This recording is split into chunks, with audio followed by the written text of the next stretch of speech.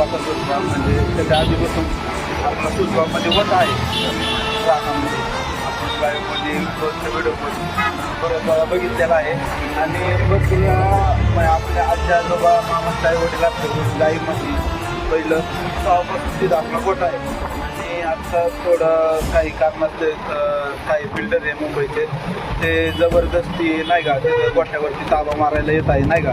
आणि नुसतं नोटीस पाठवतात गोठा पाडणारे म्हणजे ते 4-5 महिन्याले नोटीस होते. म्हणजे मूळ प्रशासनाचं हे नाही का, कारवाई नाही का? नाही बिल्डरची हे तर तो नोटीस पाठवत होता. आणि आज त्यांनी असे केलं की काही बाया म्हणजे माणसं बिलचं घेऊन नाही का गोट्यावरती आलेले आणि हाणामार करतात नाही का गोटा पाडणार आणि गोटा पाडण्यासाठी.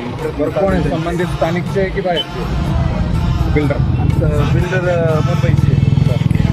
आता बऱ्याच वर्षापासून आपण तिथं गोठा बघतोय, तो डोंगराच्या कडेला आहे. बरेच लोक त्या ठिकाणी येऊन गेलेले, त्याच्यामुळे गोठा काय आता